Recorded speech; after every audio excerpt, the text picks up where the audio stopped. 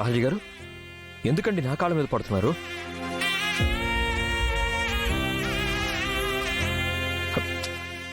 ఏంటండి ఇది? ఎందుకు ఏడుస్తున్నారు? మన బావుకి ఏం కాలేదు కదా, సేఫ్గా ఇంటికి తీసుకొచ్చాం కదా. మీరు ఎంత గొప్పవారండి, ఎంత మంచి మనసండి మీది. ఒకప్పుడు నేను చనిపోతానేమోనని నా మెళ్ళో తాళి కట్టి ఈ ఇంటికి తీసుకొచ్చారు. ఇందిరా గారికి ఇచ్చిన మాట కోసం నన్ను మీ భార్యగా నన్ను ఇంట్లో పరిచయం చేశారు. అప్పటి నుంచి కంటికి రెప్పలా చూసుకుంటున్నారు.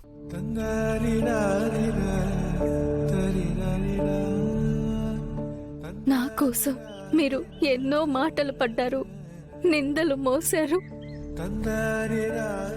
ఆఖరికి నా కడుపులో ఉన్న బిడ్డకు తండ్రి మీరేనని ఆ గండాన్ని కూడా దాటించారు. కడుపుతో ఉన్న నన్ను కంటికి రెప్పలా కాపాడుకున్నారు. ప్రెనటల్ క్లాస్కి తీసుకువెళ్ళి బిడ్డ గురించి నాకు శిక్షణిప్పించారు. చివరికి నా డెలివరీ రోజు బాబు నేను ఇద్దరిలో ఎవరో ఒక్కరు మాత్రమే బ్రతుకుతామని డాక్టర్ చెప్తున్నా కష్టపడి మా ఇద్దరిని బ్రతికించారు. మీ రుణం ఈ జన్మలో తీర్చుకోలేనండి.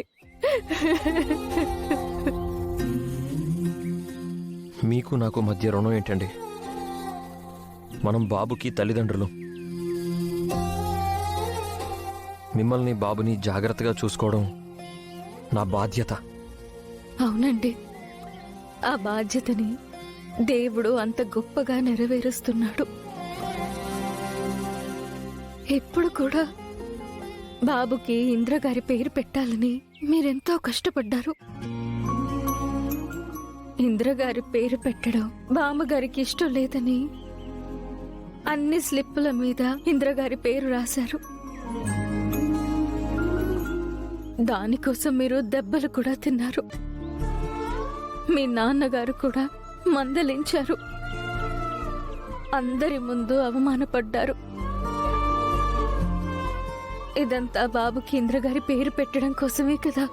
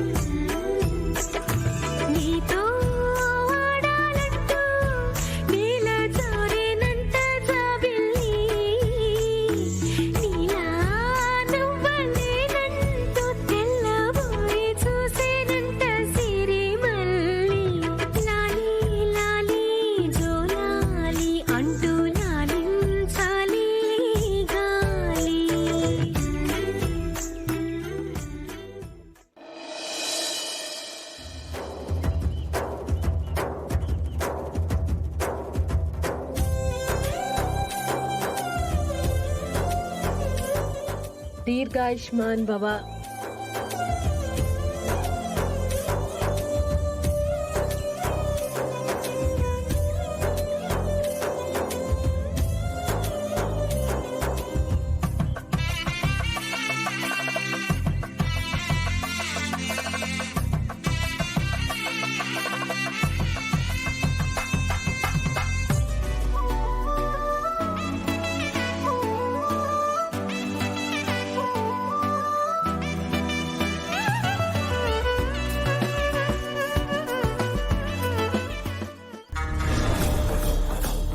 దీర్ఘాయుష్మన్ భవ ఇంద్ర.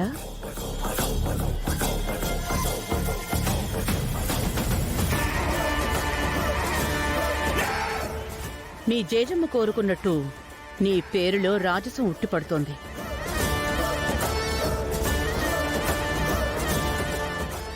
ఆ దేవతలకు రారాజైన ఇంద్రుడి పేరు పెట్టారు నీకు. మీ జేజీ కల నెరవేర్చాలి.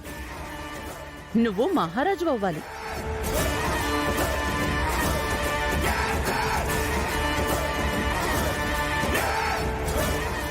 Long live Indra.